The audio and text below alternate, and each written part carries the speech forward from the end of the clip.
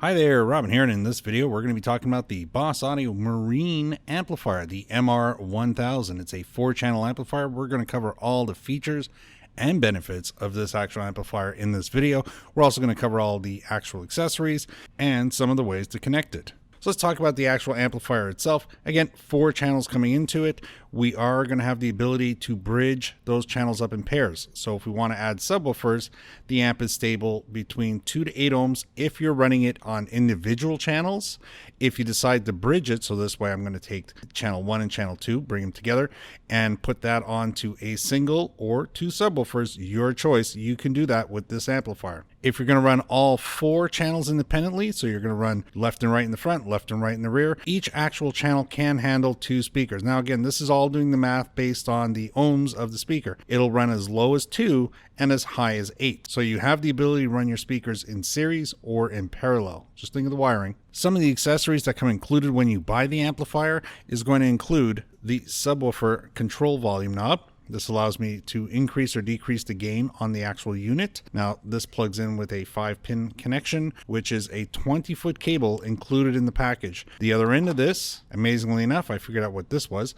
This is the same as what we used to have on our old computers for our mouse or keyboard connections. It's a PS1 connection, and that's going to plug into the side of the amp. Always a good note, 20 feet long. So what does that mean? Is that you want to check the placement of your amp versus your head unit with the cable to make sure you don't want to go out and have to buy an extension or figure out some way how to make this longer. You want to make sure the amp and the actual head unit are going to reach, or exactly where you're going to place this controller is going to reach. Some of the other accessories that are in the box, you're going to get these 2 adapters here, and I'm going to show you how they go on the side. This allows us to connect on a high level input. So this is me tapping into the actual rear speakers or front speakers, or both rear and front, and listening into that signal to get it on the amplifier, just in case we can't run RCAs or we have a system that we don't have access to. You're also going to get all these connectors. Now these are the actual speaker output connectors. They are going to connect to the speaker outputs on the side of the unit. These are all color coded to match up with the front left and right, rear left and right. All that's part of the package.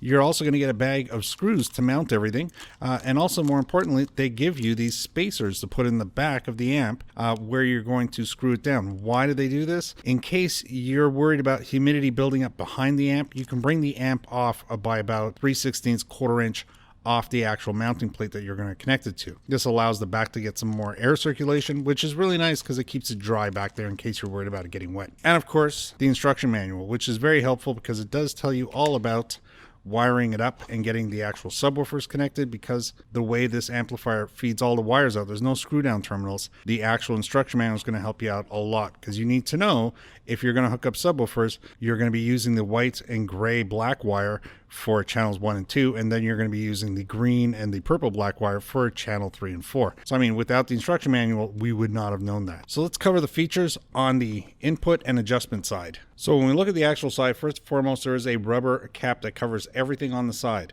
So this way it kind of seals it up for you. So remember, don't lose this. You are going to have to peel it off to actually get access to all the controls. When you're done, you're just going to be pushing this all back into place. The first actual piece right off to the far left is the actual input for the remote control for the subwoofer, the sub control. Again, that's the female end of it. We're going to use our cable extension that we get, and we'll be able to plug that in right into there. Make sure it's not twist and turn, just line it up, and then you'll be all set just like that. And then that plugs right into there. That's a nice rubber tight fit. On the opposite side, on the actual right side of the unit, we're going to have 2 heavy leads. These heavy leads are marked as channel 1 and 2, 3 and 4, and this is going to refer to our high level inputs. So remember those adapter cables that we were looking at before? That's what they're for. So again, you line this all up, bring that together, and you just screw an attachment. Just get that nice and tight, and that'll be a safe way to connect that. Right beside the high level inputs, now we're actually going to get into our RCA connections, which are going to be our left, right, front, left, right, rear. And if you plan on only having 2 connections to your head unit, so let's say your head unit only has a left, right output option, you would then choose channel 1 and 2. If you do not connect channel 3 and 4, you'll be able to use the next feature right beside it, which is the input mode. I can run the amp in 4-channel or in 2-channel as the input choices. So if I go to 2-channel, I'm now going to have all 4-channel outputs.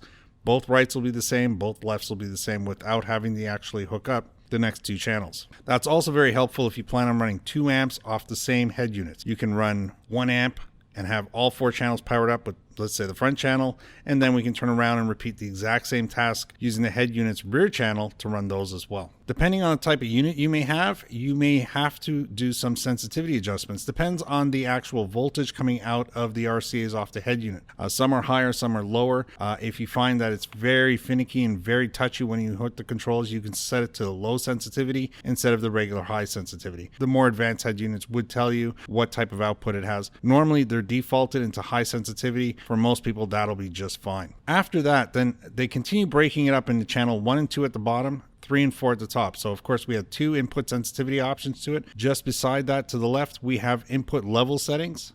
And again, you're going to need a small flathead screwdriver to make these fine adjustments. That's done right there. So right beside to the left of the input level control is our next option, which is the bass boost. This is going to bring up the lower frequencies, the bottom end of our spectrum. And also remember, if you're going to be increasing this, let's say by 50%, you're going to have to compensate by not having your input levels as high, because you basically, if I went here and went 50% and then I've added 50% more bass boost, I'm going to hit the limit of this amplifier much faster. So I'm going to want to keep this no more than 50. Again, you're going to do some small adjustments and you're going to fine tune that. The last one, again, right next to the bass boost to the left, is the low pass filter output. And basically this allows me to adjust my crossover point for when I have it in subwoofer mode. So it's LP on the main setting. So my low pass filter options are going to be all the way down from 50 to 250 Hertz. And again, they give you that on channel 3 and 4 and channel 1 and 2 at the bottom. The very final, which is the little box switch they have, is basically deciding how do I want to use either channel 1 and 2 or channel 3 and 4. The first option on the far left, if the switch is in that location, you've now set it into low pass. That's the subwoofer mode. Beside that, right in the middle, is going to be full range, and then we're going to have a high pass. So if you're using it for, let's say, 5 1/4, 4-inch, 3.5, or tweeters, and you don't want any actual bass going to those particular speakers, you can set it in the high pass, and you won't have any problems with those speakers getting distorted because there's too much bass going to them. So now we'll spin it around to the other side. So on the opposite side to the inputs and adjustments, we're going to get all the main power inputs and the actual speaker outputs. So when you get it, normally there's a little cap on it. We can pull that off.